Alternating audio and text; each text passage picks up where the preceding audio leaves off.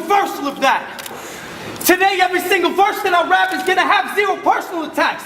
I'm gonna use the science and math and shit that you teach, and I'm gonna murk you with that. No personals, no jokes, just lyricism, because hip-hop has always been like that. So anything he says to me intellectual, I'm gonna be able to flip right back. I can teach y'all how to chemically break down an enzyme flat, stabilize the temperature using incubators, which condense molecules that turns into H2O. You can get right back, because when particles... Wait a minute, y'all thought I was gonna come out here and spit some stupid shit like that?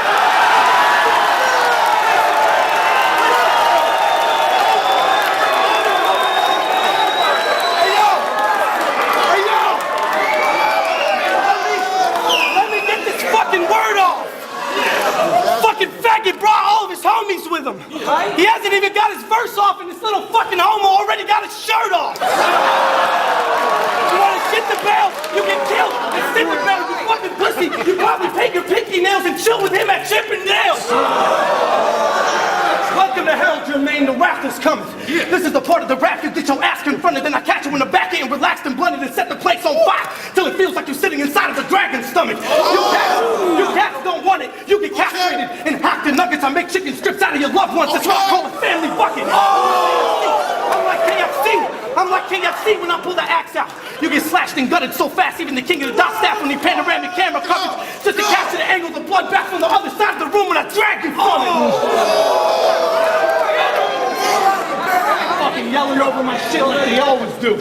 That's some shit I already knew. But what's wrong with you, Cannabis? What is you fucked that up doing some skateboarding stuff? I'm trying to figure out how you ended up with your bones getting crushed. But now it makes sense. I get it. You punched yourself in the chest so hard you made your own shoulders touch.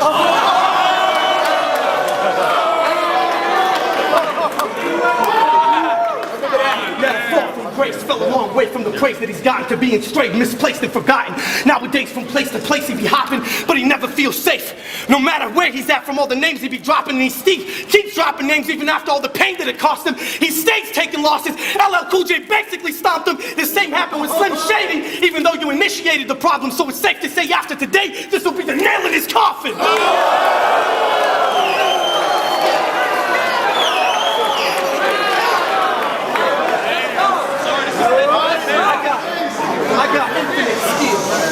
I got infinite skill.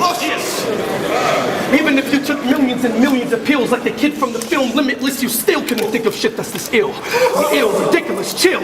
You physically bit like a little bitch. You squat tripping and they all getting killed. Your dogs, I'm skinning them, knitting them into a sweater quicker than Cruella de Vil. I'm ill. Look at this. Look at this fucking treatment I'm giving them. Look at the treatment I'm giving this old-ass senior citizen that wouldn't be seen within the reach of 300 feet of the streets of Michigan from all the nightmares and dreams of Slim repeatedly ripping him.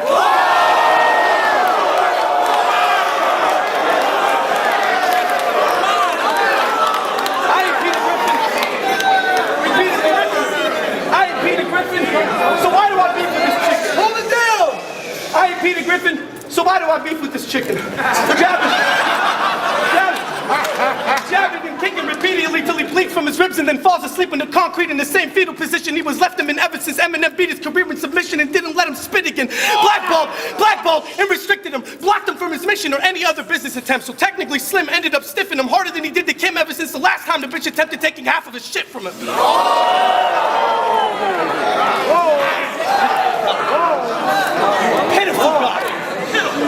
Miserable type sucker. You lived in a time cluster.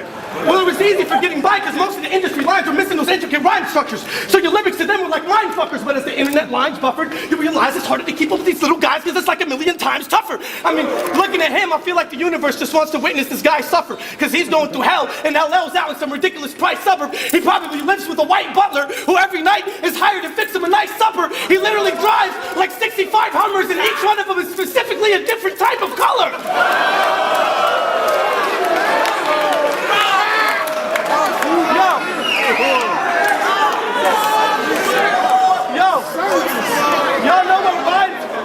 Y'all know what rhymes with Jermaine Williams? Never made millions. That's what it is, never made millions.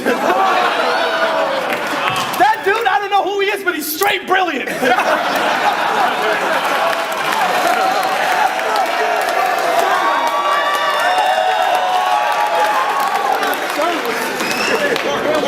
So, what happened after this? successful second round knockout. Exactly, nothing happened. There was no one left on earth for cannabis to call out, so we pretty much ran out of things to talk about. The industry blocked him out. They fucking locked him out. You didn't hear from him again until he popped up in a song calling out every single member from Slaughterhouse. You would have socked every one of them out. Don't be mad at them because he took the hater/salty route. Motherfucker, everybody hates your guts. You called everybody out from Slaughterhouse except Crooked Eye because Crooked Eye would have stomped you out. Bro, everybody fucking hates you. Everybody hates you. What the fuck? Everybody hates you. What the fuck are you talking about? We interviewed LL and even his own mama said to knock you out.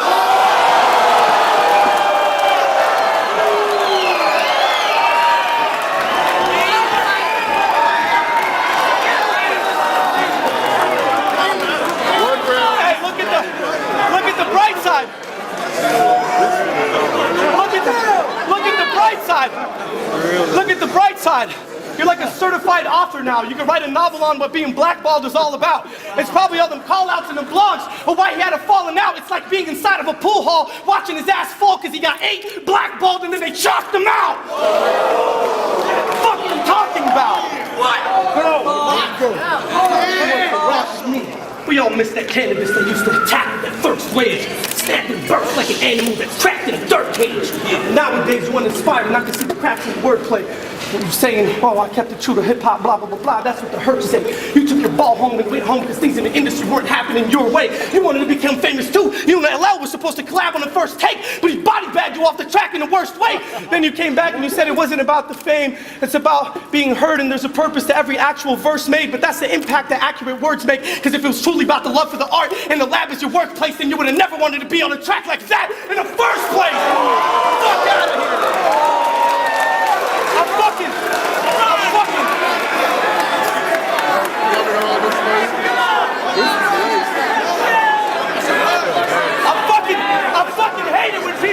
I fucking hate it when people try to go mainstream and they flip-flop and then they try to disguise their failure as them being true to hip-hop. So I don't give a fuck what you gotta talk about next time one of your